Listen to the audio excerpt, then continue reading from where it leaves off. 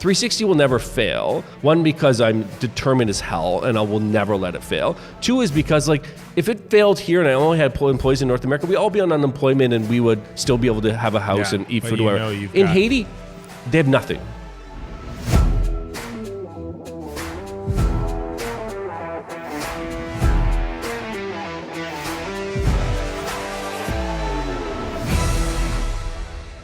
Boom, Jason. Welcome to the show, man. Thank you, Dan. This is fun. Jason, you're one of my good friends. We know each other very well, so we can go all over the place with this conversation. How well? Very well. Wow. I had a whole, my whole brain just went through all this stuff Jason could bring up, and then I thought of the video at the last trip, and I was like, uh-oh. Anyway, this is about you, not me. Anyway, so you're the founder of 360 Insights. I am. Serial entrepreneur. Hardest working person I've ever seen, dude. It's impressive. Culture is world class. Business and just like drive and the giving side. As you know, we actually got to bring the family down to Haiti with you and Brenda and the kids to go visit your work that you've been doing there, which has been incredibly inspiring. Which most people don't do. Like when you invite somebody to Haiti, most people are like, yeah, sure. And that's what's funny. Like I remember the day we were like, wow, we've invited so many people and nobody's actually taking us up on it. I was like, Dan's like, I'm coming and I'm bringing my family and my boys. Yeah, and they were like 4 and 5 at the time. Yeah. But I mean, dude, just like what you do. But for everybody listening, talk about 360 Insights, kind of size of the business it is today, number of employees, customers, that kind of thing. Yeah, so 360, about 600 people. Manage about $3.5 billion for large brands like Samsung, Sony, LG, Whirlpool, Electrolux. Lots of big brands. And we have offices. Whitby, Ontario's headquarters. 125,000 population. I saw the sign when I ran by it this morning. Yeah. Yeah. And we have like 300 people in Whitby. Damn. Yeah, and then we have offices in Moncton.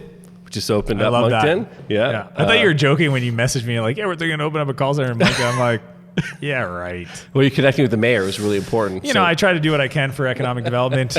I don't do a whole lot. So then we have Chicago, Detroit, Boston, London, England, and then Haiti, which you visited in Haiti, which has like about 130 people. That's crazy. Yeah. And the work in Haiti specifically, because I really want to dive into the the impact side of your world, because I love the way you've integrated both the business and the personal side.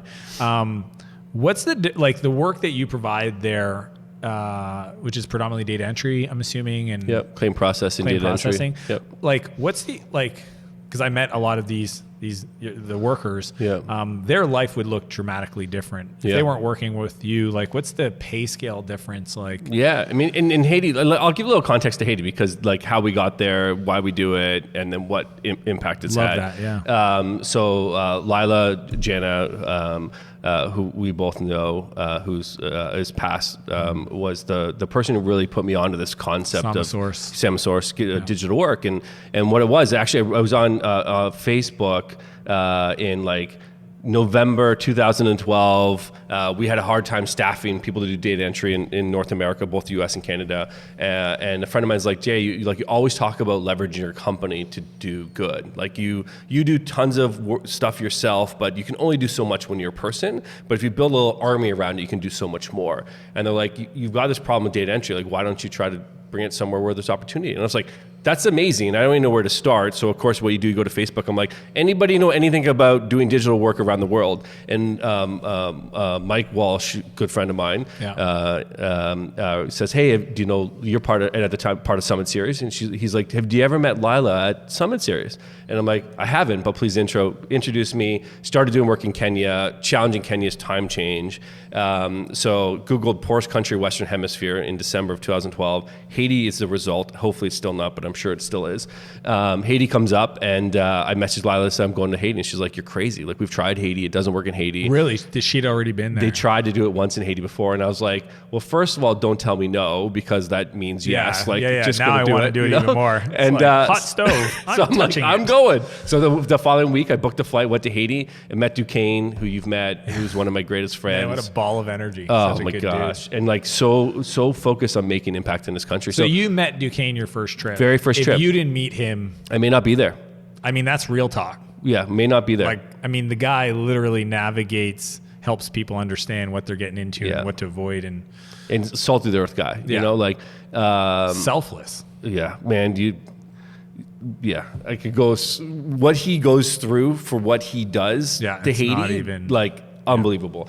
And so we started there. I was like, I love him, fell in love with him and his family. They have a little technical school. I was like, give me a room, I'll renovate it and I'll make it an office. And we hired 11 people. We have 130 today. And the crazy thing is that we've had like maybe 2 people in 7 years leave. So like retention's insane. Quality's unbelievable. It's like they crush everywhere because they're so focused.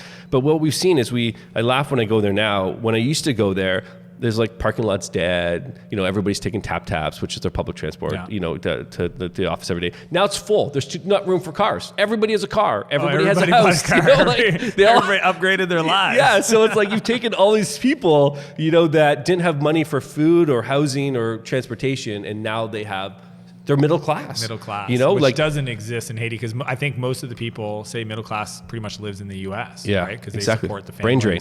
Yeah, 85% of all Haitians leave the country that are educated. Yeah. Like 85% leave the country that are educated. And what I found fascinating being there is that most of these workers are supporting, I think on average, 7 family members or 7 families. What's the... Yeah, like so what they say in Haiti, the rule in Haiti is if you have a job, because unemployment rate's like 66%, if you have a job, you support 10 people. If you have a job, and our jobs pay on average 10 times more than the normal jobs out there. So you could in theory say that our jobs like support like 100 people, you know, because of what they're getting paid and what they're doing. And you see it like every day when we're there, like they're, you know, we have a bunch of people where their parents don't have to work now because their children are able to support them. Their siblings are all in school now because they're able to support the education of them. And so it's unbelievable the impact that we've been able to do there. And, you know, I'm thankful every day when I go there and I see them and how appreciative they are of it. And I always say, like, it's crazy here. I don't know if you've ever experienced this, but like when snow comes in, people are like, I got to work from home. There's like snowstorm coming through. You know, in Haiti, it's like there is like a hurricane coming over, and I'll get a text message to be like, okay, I have the storm is coming over in 15 minutes. That's our gap. We're going to go offline for 15 minutes, back online in 30 minutes. Like nobody's going home. Nobody's like, because their tenacity to deliver. Committed. And they're so committed because they know, like, I always say to people, like, 360 will never fail. 1, because I'm determined as hell and I will never let it fail. 2 is because, like, if it failed here and I only had employees in North America, we'd all be on unemployment and we would still be able to have a house and eat food. In Haiti, they have nothing. Like, they will be on streets, you know? Your why is strong. And so it's like, for me, and I remember like a long time ago, I was talking with like Win Regime, Arcade Fire, and we're talking about, I wasn't in Haiti during the earthquake. They were already doing work in Haiti. And I was like, you know, I was on stage with Win talking about it. And I was like, Win, like, what happened when that earthquake happened? He's like, we reached out to our manager and we're like, because they give $1 per ticket to Haiti, right? And he's like, for any show you can book us. Like if it's 100 people, 500 people, 1,000 people, 10,000, book us up, fill our calendar because we're sending money to Haiti. And then I'm like, the drive that it gives you when you see the good you're able to do, you know, is unbelievable. And they've done great things. We do a lot with them there, but you just see these people and the opportunity is like, they're so appreciative. So it's interesting because the benefit is clearly, a bigger why than just solving the market problem. Yeah. But I've also seen just the impact it's had on the culture and the people, right? Like, you know, I brought my group of clients that I coach, I think about a year ago, last May, to come visit and just see like the culture. I mean, it's very reminiscent to like Zappos, but in Canada. And I know you were voted like best top place to work. How much of that is your culture driven approach versus the Haiti component, or even just like the other charities that you support within the organization? Like, is it one of the same? Are they separate? I think it all intertwined. Like what I always tell people is that we're building a company. Like one of our core commitments is make a difference in the world. And I always say we're building a company where we care. And if you want to be part of 360, you have to care. It's an important fabric. And then it's not for everybody. It's like all cultures actually, like you should be able to figure out the people coming in the door and not come in the door. You use it to hire and fire. Hire and fire. Like you've met Travis a ton of times. Like, amazing guy.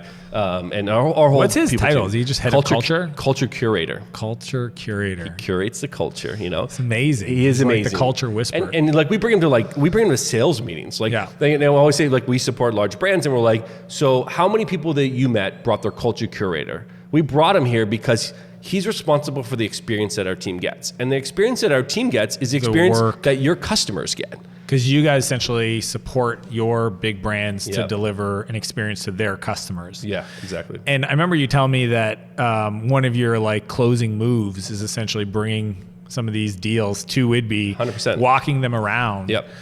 Why is that? How does that materialize into infectious? Like people want to work with people that they like. If you've been to 360 before, like walk around. I was there for the Monday. Was it the Monday meeting or Friday? I don't know what day it was, but it was like you guys. I thought you threw us a party, but I guess that's what you do. We do huddles every day. Yeah. So you're there for huddle. But it was like the new person one. Yeah, like the first time I came, it was like you're like, all right, Dan, it's going off, and all I heard, I think it was like in the bathroom, and all I heard was like. He likes long walks on the beach. He's a tech nerd by heart. Damn Martell! And then I like come out and there's like high fives and cheering. Yeah. And that's just like one of so many different things that you guys do. But like we steal things from everyone. You know who I got that from was so Jack Daly is like the sales coach. Think about your first day at work. Yeah, but that's what Jack said to me. He goes, most companies celebrate when people leave. That's what crazy. Is wrong with that? When you retire, when you're done. He's like, you celebrate the day they came. I remember the first time there was like Jack from accounting. He's just like, what's going on? Never high-fived another human being in his life. And now, it was just like the energy. I think Travis was there kind of, and then another lady screaming through the megaphone, Christy. She's always screaming. I mean, and then the name tags on the roof. Like when you look at, for those that are fascinated around the culture side, do you guys have like critical things that you think are important? Like I know you guys have like, what are the teams called? Leagues? Houses. Yeah, just like Harry Potter, buddy. Harry Potter. And it's to break down the walls between the departments. So what we do is we have a culture ambassadors that get voted every year, just like student council. Yeah.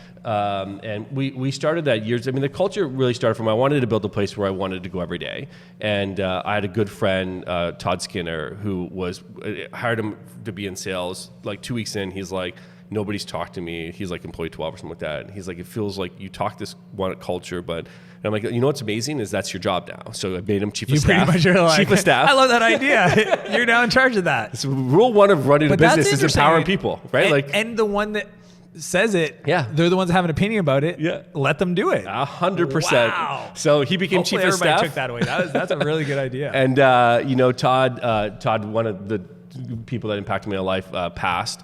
Remember that. And you guys do an annual workout for Todd. Yeah, right? Todd Watt every year. Wad. And so Todd passed, and we were trying to figure like how do you carry like what that guy brought. Like he was focused on how do you make people achieve the things they never thought was possible. That was like his goal in life, right? So we're like, well, it's too hard for that person, but let's build a group of people. So we created this culture ambassadors from it to, and so they get voted in every year on the day he was passed, and they kind of carry the torch forward. And they spend their time on figuring out what are the things we can do to make it a better experience, to connect people better, to help collaborate. So Houses came from that. So Houses was like, Jay Weezy was on the team, and she's like, Harry Potter has houses to connect people together, and we have different departments. We need to keep connecting people together. So can somebody be in a different department on the same house? Yeah. Yeah, It's all like, so the idea is what's their like, do they get together? Do they like collude to like do stuff together? There's events that happen, right? And we try to put it around everything. Like right now we're going through security training. Like the first people to get security training done get points for the houses, like tomorrow's jersey day for hockey, and they're like whoever wears jersey gets points. It's all department, and then every quarter you have a house winner, and you have a huge party for that, right? So you do a celebration, you bring in for food. The house winner, exactly, for who wins, and we do a big reveal every quarter, and it's just how do you connect people across the company, because you don't always have somebody in finance working with somebody in software. No, this is what blows my mind is like I can't think of another company where people in different, like the engineering team and the accounting team are like, there's a reason for them to connect. Yeah. Right. And so like you join and do you pick your house or No, it's drawn from the shark hat. So we draw from the shark hat. And you get it. And then we also so the idea is like that was one of the ones. Another one we did is we did clubs. And one of my favorite things is, so anybody in the company can start social a club. Clubs. Yeah. Start a club. And you get $10 per person per month that shows up. What's the weirdest social club you guys got? Not weirdest. I'm most not interesting. Say anything because somebody else is going to listen to me like, dude. Jason's favorite's this one. What are some I love examples? Do like the beer club, the wine club, the cigar club. I see where your interest lies. Where my interest lies. There's like the running club. I don't go to that one. That club's for other people. There's the outdoor club. There's like curling and baseball and like all these clubs that people And is there a minimum amount of members they need to keep? 10 people. Okay. Yeah. 10 people and you get the money. Okay. Right? So and how much is it? $10 per member per month? $10 per member per whatever event you do, right? Okay. Up to once a month. $100 every. Yeah. Okay. So if you do once a month, so you could even do like a coding camp. Yeah. Club. Yeah. Whatever you want. Wow. Yeah, but it's a connection. I mean, it's like wine club's a pretty big one. But if you go to like the gym, wine club. I should ask you to rank order the size. There's like the wine club. 60 or 70 people that show up to it. They have a gym club. No. The wine club goes to the gym because you need a space that big, right? Yeah. At the school. What are they doing? Taste testing? Taste testing wine. They bring in people. So and you give them the space at your company. We give them the space and the money. Wow. So they can drink during the day. So I mean, how would you distill culture? If you had to describe culture to another, because I mean, you're such a staple in the city. I'm sure people come all the time for tours and stuff. What do you hope they take away as this is what culture means? Culture is the way that people operate when you're not looking. That's my view of it. That's what I always tell people. And that's why you want to build a great culture. And there's different types of culture, right? We have a culture of empathy, a culture of caring, a culture where people want to do what's good for our customer and do what's good for the other people within our company. Like you look at our core commitments, unbelievable experience. Why do you call them commitments, not values? We have values too. Commitments are the higher arching thing, and then values are how we actually deliver on those commitments, right? Yeah. So you've got unbelievable experience for our clients, unbelievable experience for our team, and to make a difference in the world. That's our core commitment. I remember saying, those are three. Yeah. And then values, right? We have don't find a fault, find a remedy. Live in the possible. Be a fountain, not a drain. Give more than you take, right? So those are values that help us deliver on our commitments. Yeah. Got it. In regards to the connection part, which I find fascinating, do you feel like is that a retention thing? Is that a work ethic thing? Why is it important for people to feel connected? If somebody called you and they're the problem, who's the person you're going to help? The person you're connected to. Yeah. Right? I mean, at the end of the day, shit happens every day. Who are you going to go to bat for? Right? The person you have a connection with. So the more people you have connection for, the more people are going to be supportive of just solving who do you problems. Care about? There's not going to be this attitude of that's call somebody else. That's not my problem. How do you ROI this? Yeah. So everybody's like, how do you ROI culture? And I always say, well, if you look at a software company, typical churn's 15%, 10%, whatever it is. So you take whatever the churn is, of a business, and then you divide it by, the spend you have on culture, and you get an ROI, right? So whatever your churn is, if you're doing nothing right now, that's your baseline. $100 million company, churn should be $15 million. I spend $2 million on culture. I got a 725% ROI on culture. Yeah. Right? I mean, it's pretty simple when you think about it. And at the end of the day, we win deals because people come to our culture. We keep deals because people come to our culture, right? Yeah. Clients come and visit. Because just employee turnover, to a customer, relationships, they've built a relationship with an account manager. Yep. If that account manager bounces, then when it's up for renewal, it's we should probably go to the market and figure out what other options are because I don't really have a connection anymore. What if you built a company where all the account managers have the same values? and deliver the same way and treat customers the same way. So that way when Dan leaves, which is going to happen, doesn't matter. Then Jason can step in, and they're like, he operates the same way as Dan did. He has the same values as Dan, right? Yeah. And I think that's what's important is like, when companies come in, they build a relationship, clients build a relationship with somebody typically. But you have to always hand that over. Like a lot of times the first deals, I won the deals and then we had somebody else win the deals. But you're handing those customers to somebody else to take care of them. That are operating at the same way, same value system, right? If you're operating the same value system, then people are going to keep connected with you and your people. How much of it is it you? Because, even last night we were flying in here watching you sitting down, doing work, everybody else had a seat. You know what I mean? Yeah. Like, you can't, a lot of it's from the top. Yeah. So like, how much of it do you feel is about your leadership style versus created from the teams? Because I'm sure you guys allow them to, I don't know who created the commitments and the values, but it sounds like there's a lot of collaboration around that. Like there's got to be an alignment between Jason, executive leadership team. 100%. Yeah, I mean, I think that there's, the culture at 360 wouldn't be the same if I wasn't there. And I think it's my responsibility to empower people to operate the way that I would want to operate, And so I do think it's really important. And I think that that's why it's so important to hire and fire on that, right? Like I hire my next in commands based on those value systems, right? Like who's gonna be ones, like we just hired a VP people, like she's responsible to carry that torch. That's right? Trinda. That's Trinda. She's awesome. And she's amazing. And it's like all the people. It's like you have to ensure that you are hiring people with the same value system as you, because everybody looks at how the top operates, within the organization. And why does Trinda share your office? Is there a strategic reason to that? Yeah, I mean, what's the most important thing in the company? People. That's crazy, dude. So VP it's literally Barb, your assistant, and Trinda, and you in an office. And it's not the CFO, and which also, you talk to every morning, I guess. Yeah, like as he drives to work. Yeah, as you heard this morning. Yeah. But also look at the position of the office. Like most of the things they do in life are intentional. Yeah. So I'm at the door. Right when you walk in, it's like, and they're both behind me and can see everything on my screen at all times. Yeah. Right? Nothing to hide. Nothing to hide. Is that one of your core values, transparency, or? It's not, but I mean, it's just like, you don't have to have it. For me, that's one of the things. Like my Barb has access to everything. Yeah. Like she has access to all my accounts of everything. Yeah. She has access to all of my email. She has access to all of my everything. And to me, that's just about to build. And Barb's my EA, and she's unbelievable. To build a relationship, you need a person that you trust, right? And it's like, so how do you build trust with your people person? You put them in your office with you. Listen to my phone calls, everything. How many people do that? Not many. I didn't. It just occurred to me today when you were walking us around that I was like, it's not the CFO or your executive. It's Trinda. That's fascinating. How do you deal with the firing then? Like, how do you deal with whatever you want to call it, transitioning, moving people to alumni? Like, things are not going to go good. I'm sure you've had moments in your business. Like, if you don't mind sharing, like, kind of, if there was ever a system-wide outage or like some bad thing that happened and how you stepped up, or like, how does that work? Yeah, I mean, I think that like the core to everything is people know that we'll always treat people with respect and take care of people, right?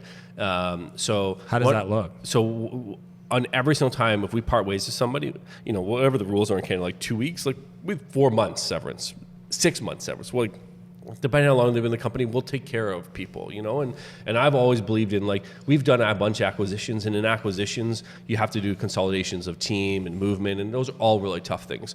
The way you do it is through transparency, right? So like we made a change and we have a team being moved, and we told them 8 months before we made the move, and we gave them a 4-month package on the back end of that move, and so how many people get a 12-month notice, that their job's not going to be disrupted, and that's the key. Even if I hired, and so I'm very, very into hire and fire on values. Hire VP of sales, recommendation for the chairman of board, 23 days later, let the guy go, paid him 6 months. So, but that's a tough decision. Like, you hire an executive, you got to tell your board you hired an exective. Especially if they supported it. Yeah. And it's like it somebody came they from know. Them? Yeah. They recommended the guy quit his other thing. He probably was doing okay to come. And then you had to make that tough decision. Yeah. So, I mean, there's treating people fairly, and then it sounds like this is, giving people 4 months. Like, is there ever a point where it's just not good business to do that? Or do you just think how you treat people when they're leaving is how people are going to feel if they stay? Like, I think that we though it's a big world, it's a small world, and we're all digitally connected, and you want to you want to take care of people, not because it's just the business sense, which means like if you have a bad brand out there, you can't hire, whatever. But I actually care about people. Like I never want to put somebody in a position where it's like they can't go pay their mortgage because they didn't fit it in our company. Like at the end of the day, it's our responsibility. We hired them. If you hire somebody, you have a responsibility. That's important. You know, and so if you hire the person and you need to transition them out, you take care of that person because you disrupted their life and you're going to disrupt it again. You made a mistake because you should have caught it. Yeah, and it's the same as when we buy a company. We buy a company, we buy it, and there's people there, and we need to make a change. It's our responsibility to take care of those people, right? To help them be successful in life, not to kick them down, you know? And what do you guys do when you recruit? Like, how do you test values, or like what's your process for recruiting to make sure that you don't make those mistakes? Yeah, so I can't tell you all the things because then everybody get around the system. But there is multiple. I'm not sure people that are watching this are replying. Okay, good. Okay, so there's a ton of things that will happen. Like you've got the testings that happen. The good ones will though. Now that I think of it, they'll search. Okay, Jason CEO. Let's see if you're in a podcast. Oh, and then which is good. Yeah, that'd be good. So here's your inside information. Yeah, like the fact that they went down that process to interview well, I think would be fascinating. Yeah, but anyways, you apply to the company, 24 hours, congratulations, next round, you get sent an assessment, which so is you even look at the timeline for application to response, because that just sets the tone. I mean, that's the trend right now is like one of her things she's focused on this year is like posting to hire. Yeah. You know, how fast posting to hire and interview to like that's to the hire. funnel. Yeah, like so job posting online. You should to treat fill it the role like sales and marketing, man. Like you have top of the funnel. How do you build the funnel? Boom. How do you? I just hired a full-time, part-time marketing recruiting coordinator just because I wanted somebody dedicated to this. Yeah. I didn't think of going top funnel. So posting to hire is the full funnel. Yeah, posting to hire, right? Posting and so how do you build that funnel? So then automatically, congratulations, you get an assessment. You can now get a character. We use PIs, you know, you do a character assessment to see how they line up with that first job step? posting. That's the very first step. Wow. So you automate it so you don't have people have to deal with it, right? So you're essentially doing a filter based on that. Then depending on role, you might have a cognitive thing. So do they have to do a video submission or no? They don't do video. We tried that a couple times and then we decided not to do it. Well, if you're doing PI, I think but we do PI and then we'll do cognitive for certain roles, and then people will come in and they'll meet with different people in the organization. But how they cognitive is in like specific to a role. How fast you can learn. Yeah. Right. How fast you can learn, and then they'll meet different people. What do you use for that? The cognitive side. PI has a tool. Oh, does it? Yeah. I just bought a license, so I should. Yeah, you should know. Hopefully it comes with it. I don't want to buy the add-on module. Jason said you have this thing. He's like, shit, it's expansion revenue. But yeah, you're going to then have them meet multiple people as they're in the office. They're going to meet people randomly in the office that aren't set to schedule meetings. You know, that's by design. And you then, plant people. That's so good. And then like other candidates, like this company's bullshit. It's like. Yeah, me too. How are you in the parking lot? Wow. How are you in the parking lot? Right? Like, how do you treat front desk? It's back to what you said. Culture is what people do when nobody's looking. Culture is what people do when nobody's looking. So how do you find out what they're going to do when nobody's looking? So, I mean, we're not great at it. We're getting better at it every day, but like for sure, it's an important thing for us. You got to hire the right people. That's it. I mean, if you look at business, there's like producing, sales, marketing, but then there's also like people to like demand fulfillment. And like if you can get the people part figured out, I mean, I would challenge anybody that if you have the right values and attitude of a person, you can teach them anything. Like we've all learned stuff, right, in life. Like if they want to learn something and they have a passion for it and they have the right attitude and value alignment, you can teach them that. Like, we always talk about in our company now the farm team. Like we're a big enough company now. What's our farm team? How are we creating the farm team for different roles, right? Farm team is kind of like, I remember just Steve Jobs talked about the like 100 people. He did these offsites with like the 100 people if you had to start Apple over again. Yeah. Is that like the farm? So we have like an extended leadership team, like 50 people get together. How do we help bring them up? And then in every role in the company, it's like, we have a hard time hiring salespeople. One of the hardest jobs in the world to hire, right? So what do? Is you build a system when you hire your ADMs, how they move from ADMs to inside sales to outside sales. There's a career progression. Career progressions in every role. Give them education and training throughout all of it. And some are going to make it through, and some are going to stay where they are. But I think that companies don't spend enough time hiring from within. And you can't hire from within because Dan's a good guy and I want Dan to be hired within. You got to educate Dan. You got to give him opportunity. You got to train him. You got to coach him. You got to mentor him, right? You got to give him the outside tied to education, right? Because if we give him all that, then Dan will be successful. And oh, by the way, if we invest in Dan, Dan's going to stay. Yeah. Because we're the ones that helped him get from $40,000 a year to $125,000 a year. Because of all of that, he's going to have a commitment to us. Yeah. It's funny. I remember, I think it was Cameron Harold said, somebody said to him, what if I do all that training and then they leave? And he's like, well, what if you do the trading and they stay? If you don't do the trading, they stay. You don't stay. It's like, when you have a bunch of untrained people and they're sticking around. Yeah. Because that's the thing is a lot of the C players are just going to hang out as long as they can until somebody figures it out. But it also goes back to to philosophy in life. Like one of my beliefs is that I'm put here to make the world a better place. And how do you do that? Is to help people. So you should always be training people. You should always be coaching. You should be always mentoring. You should help everybody be better than they are. I should be better every day than I was yesterday, right?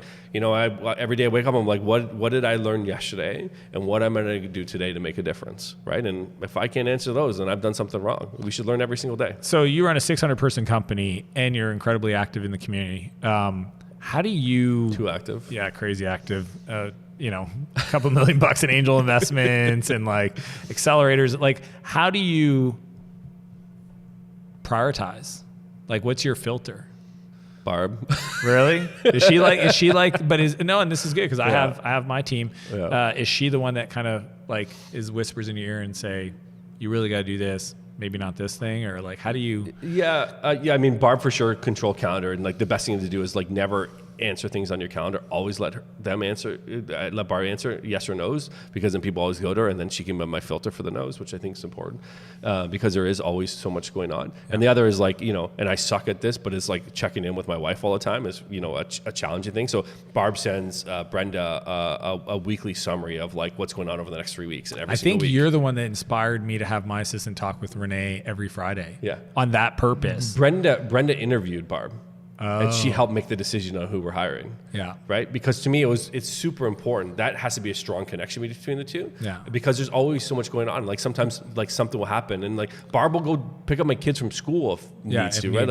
And those are the things that and so that connection between the two is really, really important, and that helps keep me grounded so that I can get stuff done that I need to get done. Yeah. And I take on way too much all the time, and I know that, but it's I wake up every day and I'm like, I'm thankful to be here. I've had some people in my life that aren't here, and Todd, I'm thankful to be Todd, my brother, Lila now, that, so I should make every day the fullest, right? Squeeze as much out of it. Which is horrible. I went to bed at 2:30 last night. Yeah. Got up at 6:30 today. That's my normal day, 4 hours in bed. Yeah. Not you still wear the ring too. I don't know why you do it to yourself. So I wear the ring to hack my sleep, and I 94s. Okay. Yeah. What was my score? And that, dude, I thought he's gonna die. I mean, I think he had a 27 or something, some low 40s and 50s. Or it's I've never seen a score that low. Or it's somebody call in the team. We need to find out who this individual is. So I guess that's the byproduct of being overcommitted. In regards to the impact, though, because it's the culture side, but it's just who you are. Where does that drive come from? Yeah, so that's where I think that, I talked about it a while ago at an offsite, and I was saying, my brother's a great guy, always wanted to help everybody, was getting counselor, help the community, all that stuff, and then Todd, and I think those two guys in my life, it was these are guys that focus all their energy on helping others. And at the time, I was an idiot. Were you more business? I was yeah. I mean, driven? I lived in Ohio. Yeah. I didn't see my brother for 90 days before he passed. Really shitty. Or his kids, or my kids probably. And I realized all I was trying to do was climb a corporate ladder and build this wealth or whatever. To do what? To die with it? You can't die with your wealth. Yeah, you can't take it with you. Can't take it with you. So since then, I've just been my responsibility in life is to do all the impact that I should have done and they would have done. So I got 3 people's impact to do, and then I just look at how do I build the systems and processes around me to make that impact. I have a company that has a ton of people at it. And so, we're this group in Montreal called Compe does amazing work in Haiti. And I was well, what if we just said, we'll match, if you give $1 a week from your pay, we'll match it. It's like a coffee week. We have 290 people in the first 4 weeks signed up to give now $140,000. A year? A year. Wow. You want to talk about impact? That's impact. So you can build the business and then do more good.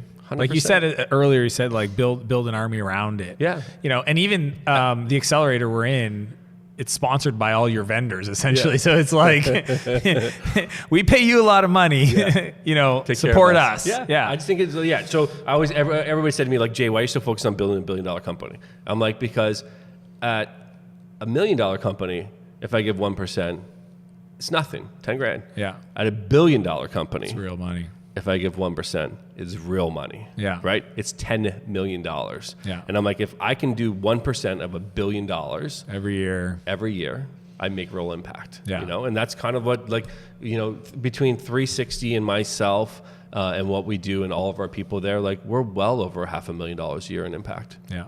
That's crazy. Yeah. And that's grown from 10 years ago, I probably gave 15 grand a year. Now I'm $500,000 a year, and I'm going to be $1 million in 2 years. And to me, I feel, because I've been around it, I've traveled with you. I mean, it's just what you do. It's who you are. The why behind that, I'm sure, pulls you through those tough times. Absolutely. It also adds a lot of stress to it. Like for me, it's like, like I said, because of my brother, because of Todd, it's like this driver. When you start doing stuff in Haiti, it's like, I will never fail because I will never, those people, they'll always need have employment. That, but that also is like why we've been successful is because of those things, because you have that driving force. When you look back, Jason, to like the last 15, how long have you been building companies now? 15 years-ish? Long time. Forever. 97. Yeah. I mean, whatever that is. Long time. Yeah. And you look at that journal personally for you, who have you had to become to be the entrepreneur that gets to lead a 600-person company, building $1 billion company? I had to become a student. I had to find the person or people that were where I wanted to go and to learn. And when I was young, I thought I knew everything, and I thought I could do everything. And what I've learned is that life is about learning, and you got to spend the time at the feet of the people that have done it, and that's the fastest way to learn. And you got to empower people. Like people naturally or inherently are good, and you have to believe in that. And so to do that, you have to trust and hire and create values and empower people to make decisions. I know Jim Estel's like part of around with mastermind talks and stuff like that. Like he's one of my very first mentors, and like Jim said to me, like he's like, how'd you learn anything in life? And I'm like, I don't know. And he's like, how'd you learn to ride a bike? You fell off, right? And so one of his mantras, which I love, is fail fast, fail often, fail cheap, right? Make decisions, try stuff, and learn from it and move on. We learn from failure, fast, cheap.